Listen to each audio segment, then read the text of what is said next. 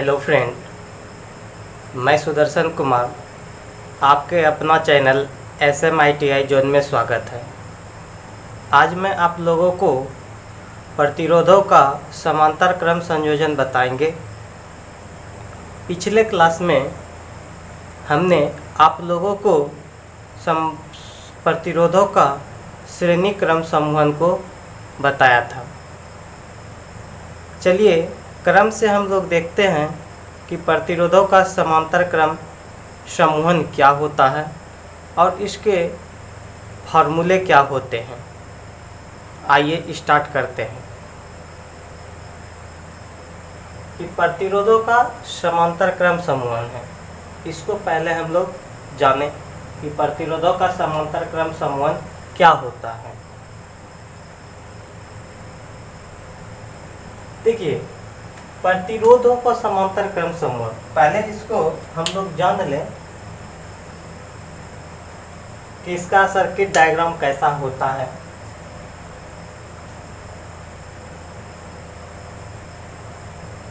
देखिए, इसमें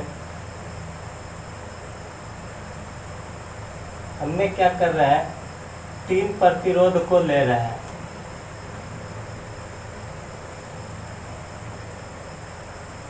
क्या कर रहे हैं, 3 प्रतिरोध को लिए हैं।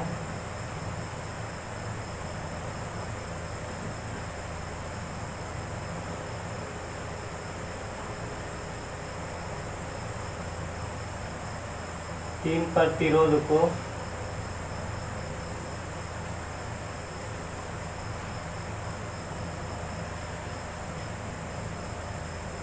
ले करके किसी एक सोर्स से इसको जोड़ रहे हैं। ये पॉजिटिव है, ये नेगेटिव है, ठीक है। ये मेरा क्या है, देखिए क्रम से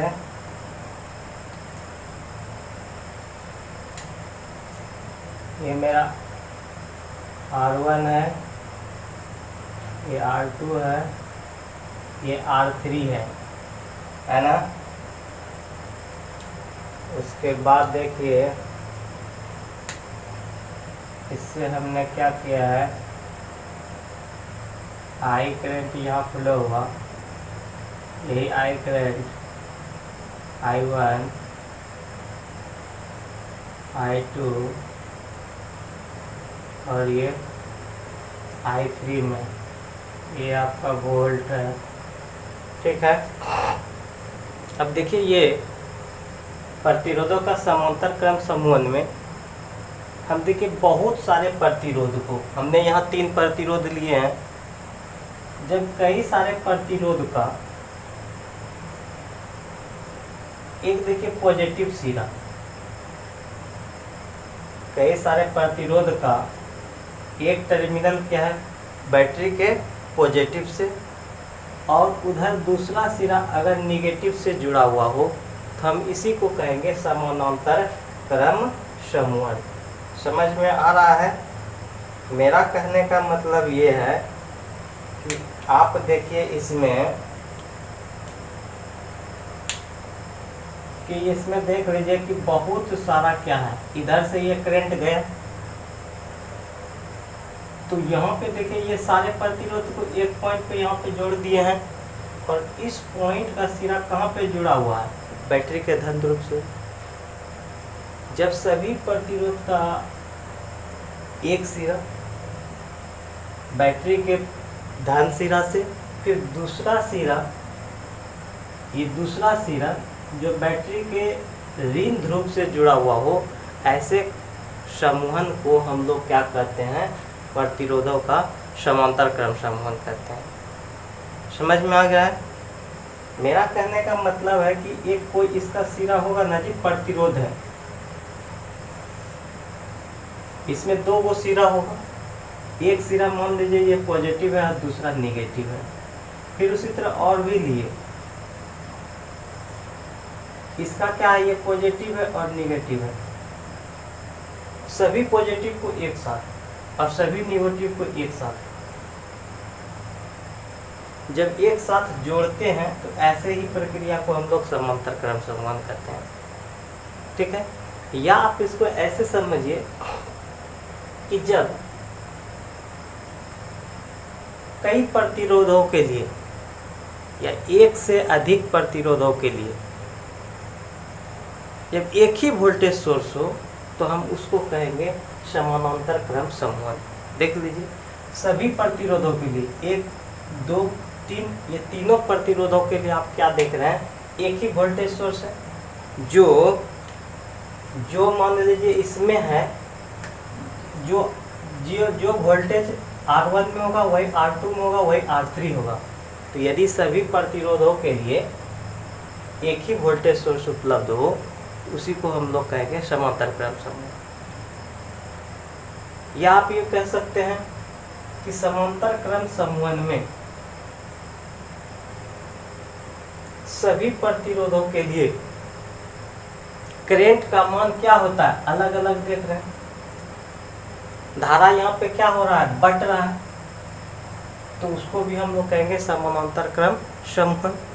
आप इस फिगर से देख रहे हैं ना कि जब ये करंट यहाँ गया इस पॉइंट पे, इस पॉइंट से देखिए धारा बढ़ गया, R1 के लिए I1 हो गया, R2 के लिए I2 हो गया और R3 के लिए I3 हो गया। यानी समानांतर क्रम संवहन में क्या होगा, प्रतिरोधों के लिए धारा का मान अलग होगा जबकि वोल्टेज का मान सभी के लिए समान होगा। क्लियर। इस समानांतर क्रम में मुख्य पॉइंट आप याद रखिएगा। क्या मुख्य पॉइंट याद रखेंगे कि समान क्या होगा, अगर समान की बात की जाए तो सभी प्रतिरोध में वोल्टेज समान होगा। क्या होगा, वोल्टेज समान होगा सभी प्रतिरोध में। ठीक है। दूसरा पॉइंट क्या निकल करके आया, दूसरा पॉइंट निकल करके आया कि वो समान क्या देखे, वो समान की अगर बात की जाए तो वो समान में देखते हैं कि धारा क्या होता है, धारा वो समान होता है। ये मुख्य बिंदु आपका निकल करके आया। इसमें कभी भी पूछे कि समांतर क्रम संवहन में क्या होता है, तो आप बोलिएगा कि धारा क्या होता है, यहाँ पे बट जाता है, यानी धारा वो समान दिखेगा। हर एक प्रतिरोध के लिए अलग अलग धारा का मान होता है। साथ ही साथ इसमें क्या देखें मुख्य कि इसमें क्या होगा, सभी प्रतिरोध के लिए वोल्टेज समान होता है। समांतर क्रम संवहन में सभी प्रतिरोधों के लिए वोल्टेज समान जबकि धारा का मान अलग अलग होता है। क्लियर। ये दो पॉइंट आपको निकल गया। कैसे संवहन करते हैं, तो सभी प्रतिरोधों का धन सिरा को एक साथ और सभी प्रतिरोधों का ऋण सिरा एक साथ जब जोड़ दिया जाता है तो इस प्रकार के संयोजन को हम समांतर क्रम संयोजन कहते हैं। समांतर क्रम संयोजन में वोल्टेज का मान समान होता है जबकि धारा का मान अलग अलग होता है, जो कि हम अभी इसमें आपको दिखा दिए। धारा बट गया। क्लियर। अब चलते हैं, जब धारा बट गया, जब इसमें धारा बटा तो जाहिर सी बात है कि अब जब ये धारा जब बट गया तो हम क्या हो जाएगा, I = I1 + I2 + I3। ये तो धारा बटा, ये I गया, देखिए I1 इधर चले गया, I2 इसके साथ, I3 इसके साथ, बटा I1 यहाँ से। अब ये निकला। अब देखिए आप लोग क्या जानते हैं, V = IR जानते हैं ना। अब चलिए 1/R लिखते हैं, इसको इधर ला रहे हैं। इसको क्या लिख सकते हैं, I/V लिख सकते हैं ना। इसी को ऐसा हम कर लिए इसको। ठीक है। अब आइए, अब देखिए इसके लिए भी ये जो देख रहे हैं ये V1 सबके लिए V समान है, तो इसमें भी V होगा वोल्टेज, इसमें भी V होगा और इसमें भी V होगा, सबके लिए वोल्टेज समान है। तब ओम के नियम से क्या जानते हैं, ओम का नियम क्या है, रिलेशन जो हम लोग बताए थे, V = IR। तो अब इस प्रतिरोध में हम निकाल लेते हैं, ये वाला R1 प्रतिरोध में देखिए धारा इधर से I1 फ्लो हो रहा है, ये धारा जो देख रहे हैं I1 इसमें फ्लो हो रहा है, और इसका R1 प्रतिरोध है और इसका वोल्टेज V है, तो हम उससे निकाल सकते हैं ना। हम उससे क्या कर रहे हैं, यहाँ पे हम निकाल लेते हैं। क्या होगा, V = I1 R1। कोई प्रॉब्लम है? आप इससे क्या कर लीजिए, अब यहाँ से आप क्या कीजिए कि इसका मान निकाल लीजिए, ठीक है। तो हम क्या करते हैं कि इसको क्या कर रहे हैं, V बाय या I बाय R को इधर लेकर आइएगा, तो R को इधर लाइएगा तो 1/V बाय R रखिए यहाँ पे, V बाय R1 = I1 रख दिए। कोई प्रॉब्लम? इसको यहाँ पे लेके आए, ठीक है। आप इसको 1 मान लीजिए। फिर देखिए उसी तरह आप देखिए ये दूसरे सर्किट में चलिए, यहाँ पे ये वाला उसी तरह हम लिखेंगे V = I2 R2। अब यहाँ पे क्या लिखेंगे, V/R2 = I2। ये हो गया दूसरा। उसी प्रकार हम लोग चलेंगे तीसरा इसी में V = I3 R3, ये लिखेंगे। चलिए V/R3 = क्या लिखेंगे, I3। ये हम इसको 3 मान लें। अब देखिए जहाँ पे I1 I2 निकाले, I3 निकाले, तो हम इस पे रख सकते हैं वैल्यू। हम उस पे क्या करते हैं, उस वैल्यू को हम रख देते हैं। आइए देखते हैं, इसको रख करके देखते हैं। अब देखिए ये इस पे रखते हैं, जो हम I का मान प्राप्त किए हैं, I = I1 + I2 + I3, ठीक है। अब इसमें आप रखिए I है ही, I1 का मान क्या निकाले हैं, यहाँ से देखिए I1 का मान V/R1, I2 का मान उसी तरह देखिए क्या निकाले हैं, V/R2, I3 का मान देखिए V/R3, निकल लिया। अब देखिए I = आप यहाँ से क्या लिख सकते हैं, छोड़िए ये I = यहाँ से निकालते हैं ओम के नियम से। तो क्या लिखेंगे, I = ऐसा लिखेंगे क्या, V/, देखिए तो R = I = V/R। तो हम यहाँ पे रख देते हैं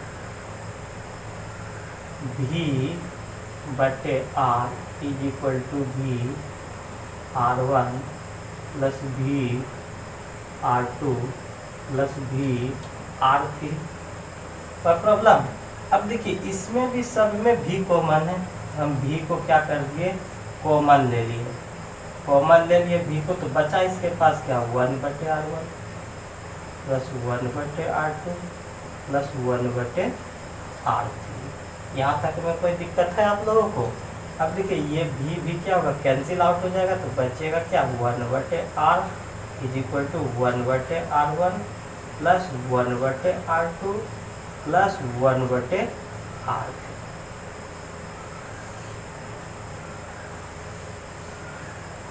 ठीक है, ये आपका फॉर्मूला निकल करके आया, जो कि इस पे अक्सर एक दो सब आपको देखने को मिलेगा। तो ये रिलेशन आया पैरेलल के केस में। समानांतर के क्रम में जब हम 3 प्रतिरोध को लेकर के देखें, तो इसका समतुल्य प्रतिरोध, जिसमें हम लोग कहते हैं टोटल प्रतिरोध, जो टोटल रेसिस्टेंस निकाले, वो क्या हुआ, 1/R1 + 1/R2 + 1/R3। ठीक है। जबकि देखिए श्रेणी वाले में हम लोगों ने क्या देखा था, जब हम 3 प्रतिरोध को श्रेणी में लेके बनाए थे, तो ऐसा मिला था आपको, RS = R1 + R2 + R3, ऐसा देखे थे श्रेणी क्रम में। जबकि समानांतर में देखिए जस्ट इसका उल्टा आ रहा है। तो ये 2 फार्मूला आप लोग याद रखिएगा इसमें।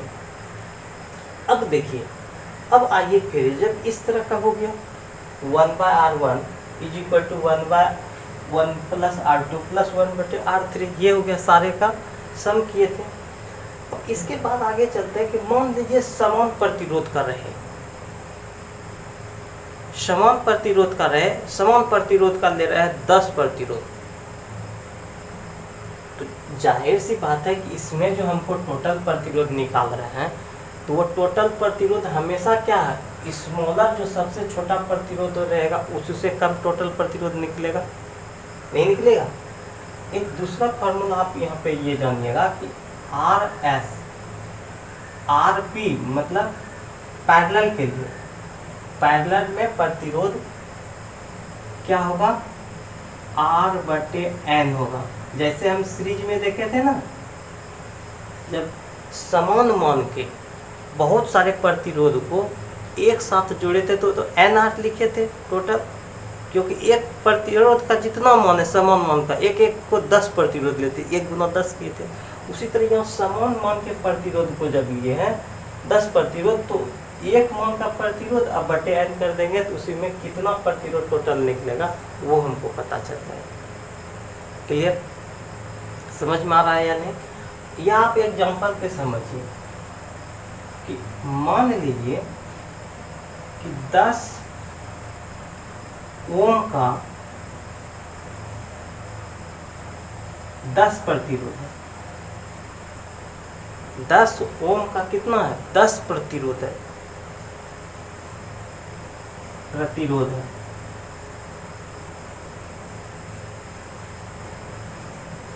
तो इसका कह रहा है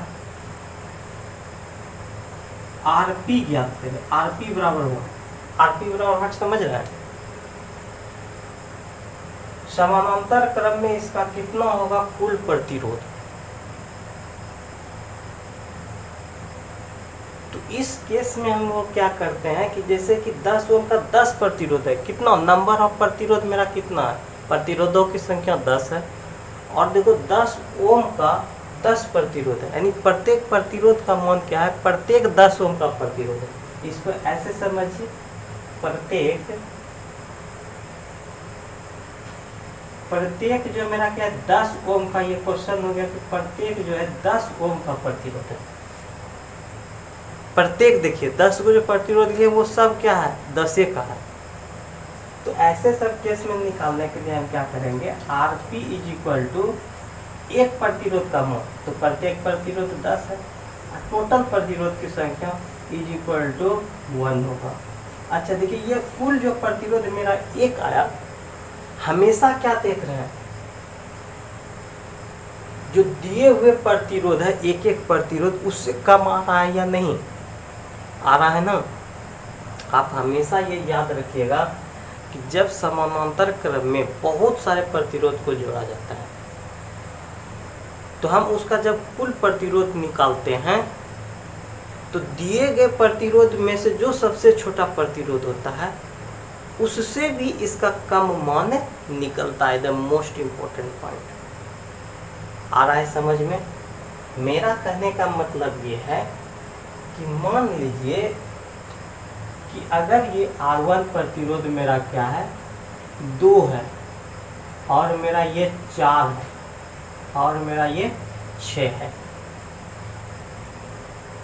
तो जब इस तीनों का कुल प्रतिरोध आप निकालेंगे, निकालने का नियम बता दिए कि 1/R is equal to 1/R1 plus 1/R2 plus 1/R3 में। जब आप इसको निकालें 1/R इज इक्वल टू, देखिए ये है 2 प्लस 4 प्लस 16। जब आप इसका क्या किए एलसीएम लिए, एलसीएम कितना आ जाएगा, हाँ एलसीएम इसका निकाल लीजिएगा तो 12 आ गया। ये कितना हो जाएगा 6, ये 2, तो 1/R जो निकाल रहे हैं ये 6 3 9 2 11/12 हो गया। अब R इज इक्वल टू जो निकलेगा तो ये कौन पलट जाएगा 12/11 ओम।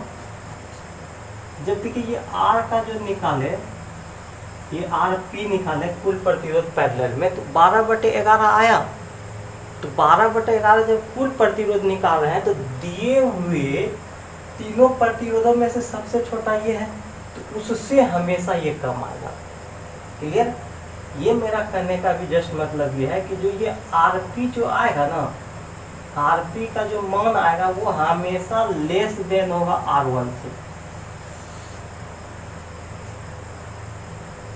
क्लियर? ये मोस्ट इम्पोर्टेंट पॉइंट है कि किसी भी समानांतर क्रम में जब हम 2 या 3 जो भी जितना भी प्रतिरोध को जोड़ रहे हैं, जब उसका कुल प्रतिरोध ज्ञात किया जाता है तो उस कुल प्रतिरोध का मान दिए हुए प्रतिरोध में से जो सबसे कम होता है उससे भी कम वैल्यू इसका निकलता है। देखिए, दिए हुए प्रतिरोध में सबसे कम मान कितना है?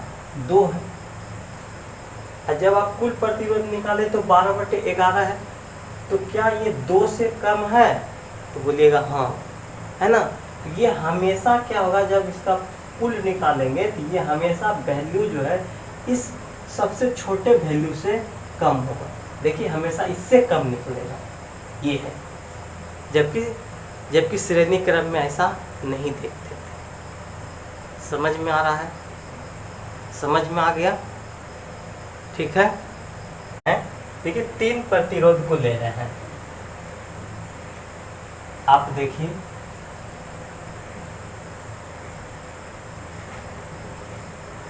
तीन प्रतिरोध को लिए हैं।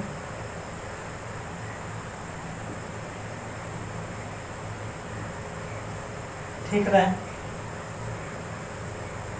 है, आप लोग देख रहे हैं 3 प्रतिरोध को लिए हुए हैं। ये है 2 8 ओम का है और ये 10 ओम का है। क्लियर है? एक क्वेश्चन हो गया ये। दूसरा देखिए, हमने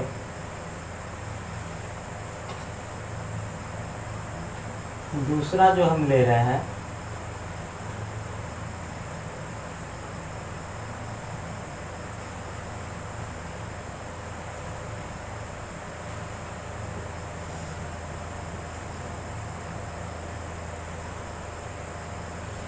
एक दूसरा जो प्रतिरोध लिए हुए हैं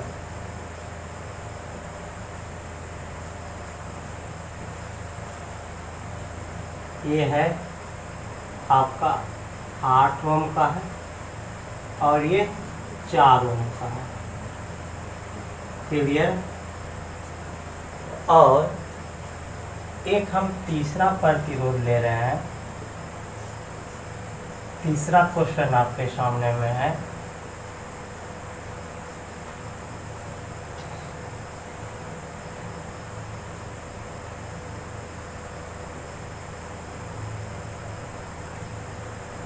देख रहे हैं,